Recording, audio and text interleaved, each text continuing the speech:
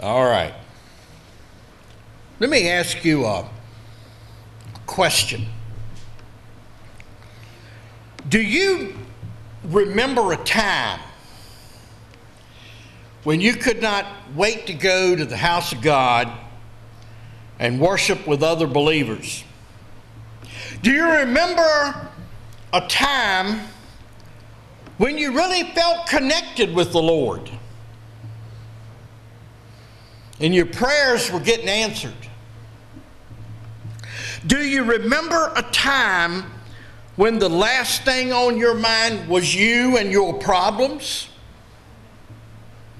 I'm going to make everybody bad at me before I'm finished doing this. Remember when all you wanted to do was serve God and witness to others? And then somehow, all of that came to an abrupt end. And everything changed. Your want-tos and your desires and your priorities all changed. Now everything is different. I may be speaking to someone watching online right now, or listening by radio, or sitting in here. But I want you to think about that. Got some more questions to ask. How many of you simply can't get it right? No matter how hard you try, no matter what you do, and you feel like your efforts are always failing. I see countless reports of that online every day. I do not understand. I've given it my best shot. I've done this and I've done that, and nothing is working out for me. Your relationships last about as long as a snowball in July.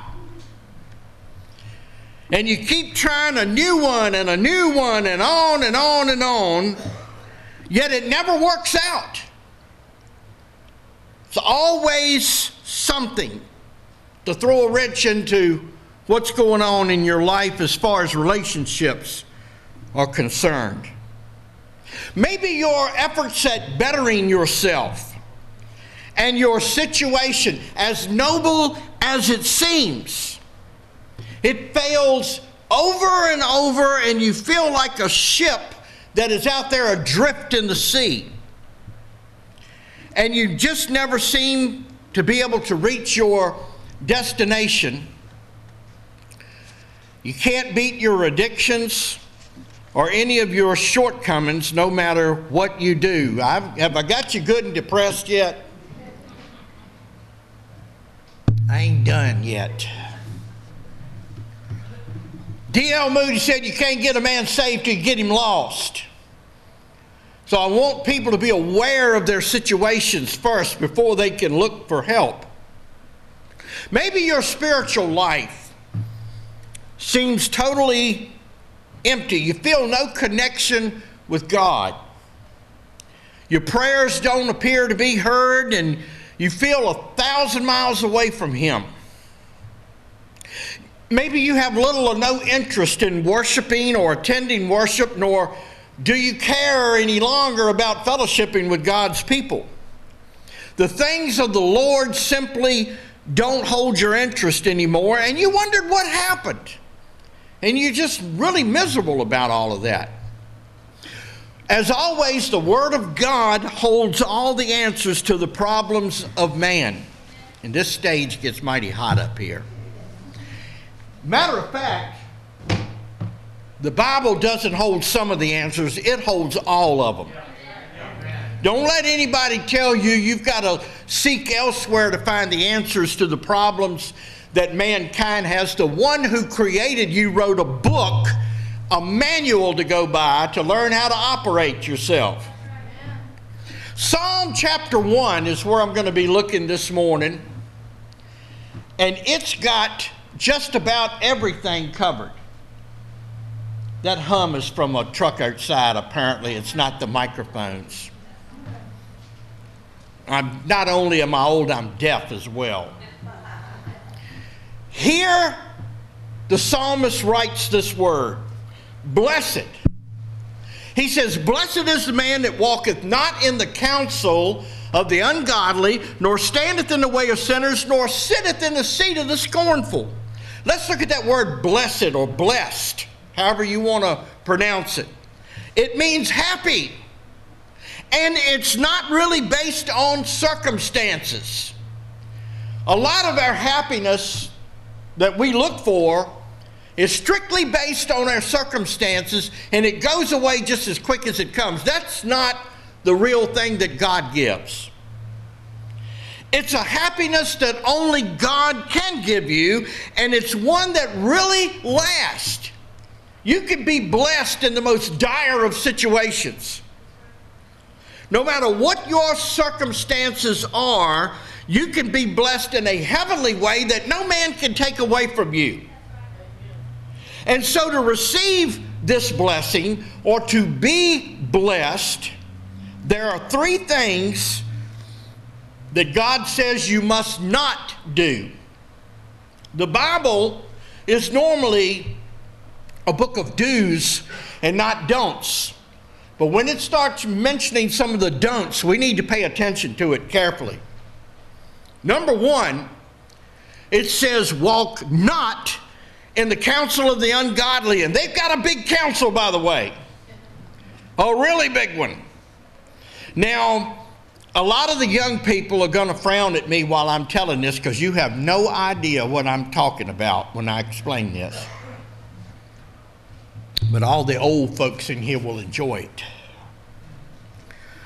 Do you remember the old days of shopping downtown? Anybody ever remember that?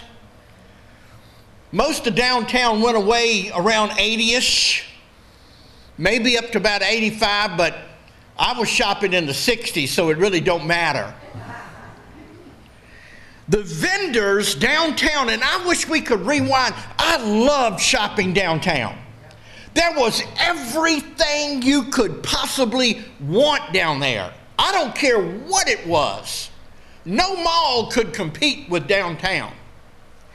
The vendors would put their most attractive products in the display case.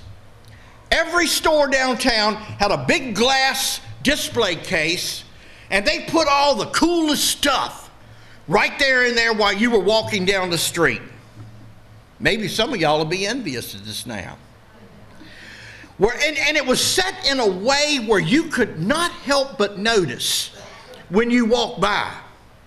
And I mean, they had the best that they had in that display case. They had furniture, they had clothes, they had appliances, and my favorite, they had guns. They still know how to do that to me. Guns or sporting goods, whatever you want to call it. And they knew what would catch your eye.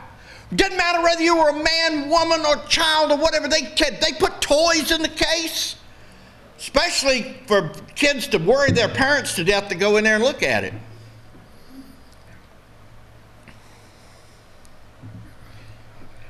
Now, you don't need to say this out loud, but what can Satan use in his display case to catch your eye? I know there's a particular sporting goods store over in Lynchburg. They know me well. I've had an account with them for 43 years. I could have bought 2 or 3 houses with what I spent on guns. Might as well, I'm going to tell you, it's the truth. When I would walk in the door, they knew me well, and they would put stuff up on the counter where I'd have to see it, and they'd go, check this out, Dave, check this out. Now, I'm not saying that shopping is sin. It's just that Satan uses the same method of attraction to catch your eye as you're walking by him. He does. So what does he use in his display case to catch your eye? Think about that for a minute. What is in his display case that will get you to look? That will get you to falter? Is it the lust of the flesh, the lust of the eyes, or the pride of life? Is it greed? Is it the desire of things you know you should not have? We know some things that we'd like to have, but we really should not have. That's why my parents would never let me watch the Three Stooges when I was growing up, because they knew I'd try that. And I'd be asking for a pair of wire cutters and a sledgehammer. And there were things I asked my parents for that they said, no, you really should not have that.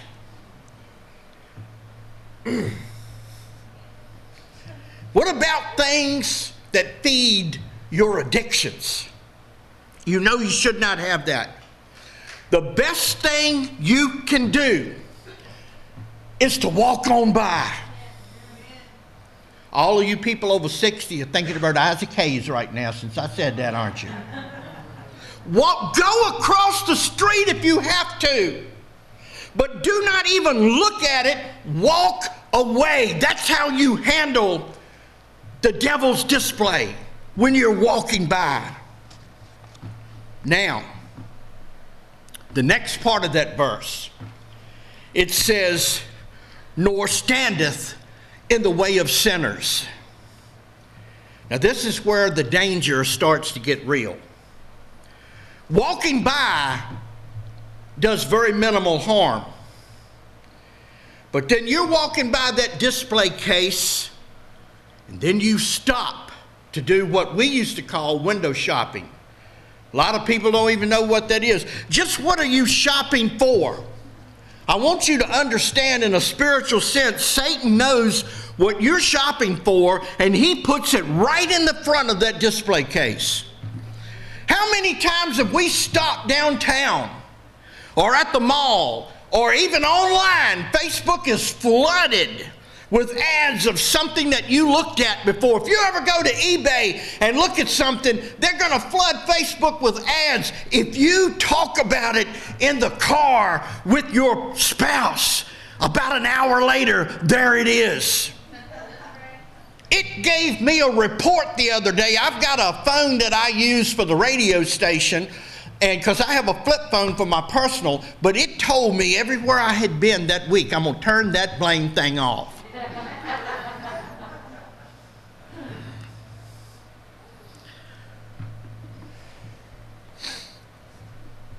All Satan wants to do is to get you to stop for just a minute. That's all it takes. And start looking at what he has for you. Our commercials do that. And this is the day of the Super Bowl. They spend more money during the Super Bowl for commercials, like $500,000 on up for a 30-second ad. Man, if I could sell a 30-second ad on the radio station, we'd have our budget for 10 years. And I always like the way they paint a pretty picture. I remember years ago, and I don't know why I remember this, I preached on it so much. They used to have, it was one of the beer commercials, and I don't even know if they make the beer anymore, but it showed as soon as the guy pulled the tab on the top of that can, all of a sudden the Swedish bikini team came down the side of the cliff on ropes. A lot of what they're not telling you is that if you drink enough of that stuff, they all look like the Swedish bikini team. Now, I'll leave that alone. Once you stop, when you're coming down that street and you stop and look in that display case, or you watch this or you look at that, the war is on. It is. He will throw everything he can at you. I remember it was some sci-fi thing where these two starships were fighting and the commander yelled, "Fire everything!" That's what the devil does when he sees you stopping to look at what he's got. He wants to fire everything at you. I remember shopping downtown at certain stores, and what I'm going to tell you is the truth. You may think this is crazy, but I can prove it. Once I would stop and start looking through the display case, and it happened to my dad and it happened to my mom as well. One of the salesmen from inside of the store, and they hung around near the door, by the way, once they saw that they would come out and ask me, what are the items that I'm looking at? And then they would grab my arm and pull me into the store. You do that now, I will draw a gun on you. But back then, they were serious, man. These were salesmen. They lived off a commission. They weren't paid by the hour, and they literally would grab you by the arm and lead you into the store. And they would hammer away at you and convince you how you needed this product so badly. That it was the latest, and it was the greatest thing, and how you should not leave the store without it. Some of you remember them doing that. There were two stores in particular. I won't mention them because some of the owners are still alive. The devil is a serious salesman as well. The most serious salesman of all. Once you stop, once he's got your attention and you stop, he is going to grab you and he's going to pull you into his store every single time. And once he's got you in there, he will hammer away at you. He will weaken your resolve. He will break you down, and then he will justify everything he does. He will try to make you feel good about sin. He'll say everybody's doing it. We used to hear that as teenagers. He will say it's the best thing that ever happened to you, and that you need to quit letting that old, outdated Bible make you feel guilty. He'll tell you that. A lot of people say that now, proudly. So now you're in the store. Here's the third level. Sitteth in the seat of the scornful. Remember, blessed is the man that does not do this, that does not sit in the seat of the scornful. That's the last step. The one you will regret for the rest of your life. And yes, I'm sorry to say the salesman's got you hooked, and he's got you seated at his desk, and he's got you signing up for the easy payment plan. Let's just be honest, how many of y'all have fell sucker to the easy payment plan when you were younger? Now, if you do it now, you're just an old fool, okay?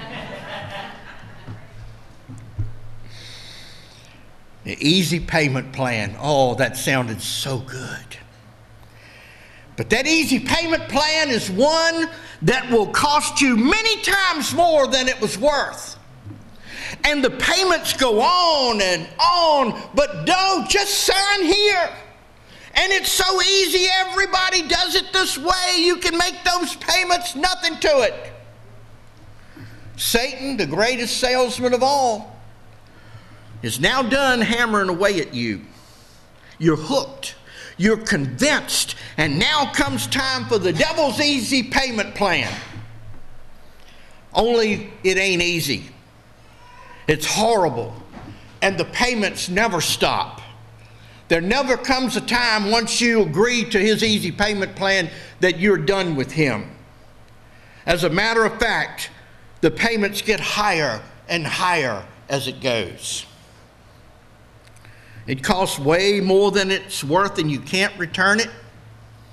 In fact, it will wind up costing you everything.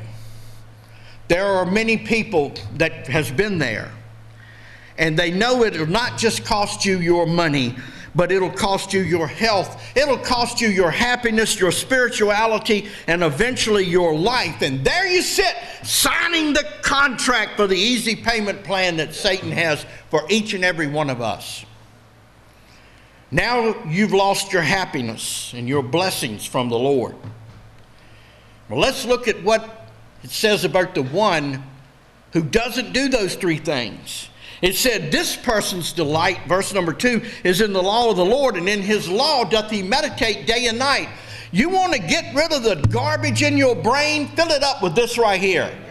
Take the book of Psalms and bow your head and start praying it before the Lord. If you can't think of anything else to say, pray all through the book of Psalms. Then pray through the book of Proverbs and pray through the book of John. And it will start cleansing your mind. And it said if you do these things, if you meditate on the Lord, it said you'll be like a tree planted by the rivers of water that bringeth forth his fruit in his season. His leaf also shall not wither, and whatsoever he doeth shall prosper. If you want to prosper, if you want for the things in your life to become real and to become true and your prayers to come to pass, get into the Word of God. Don't just read it, live it. And then when the storms come along, you will not be moved. You can't be uprooted.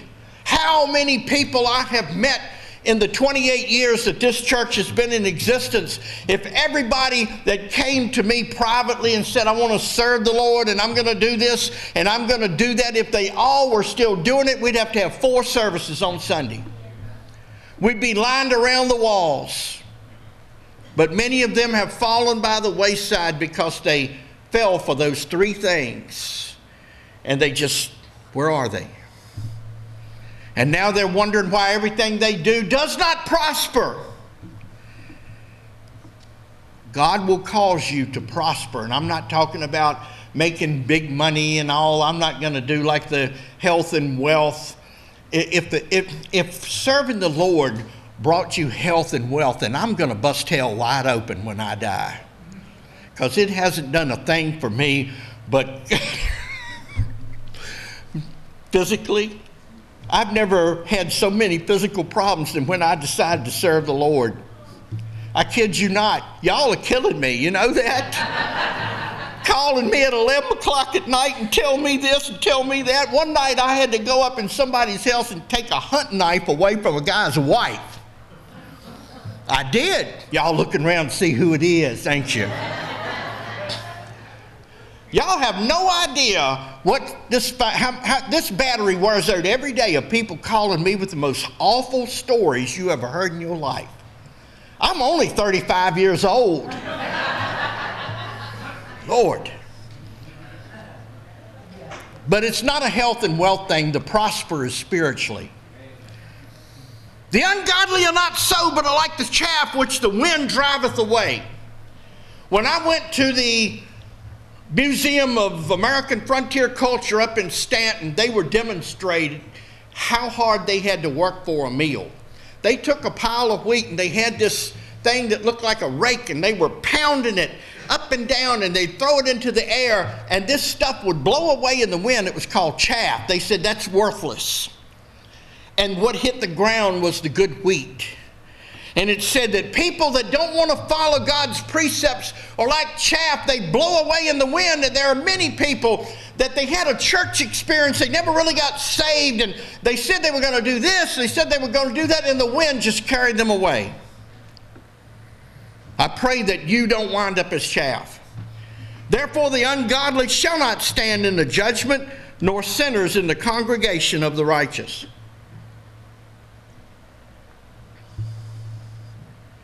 For the Lord knoweth the way of the righteous, but the way of the ungodly shall perish.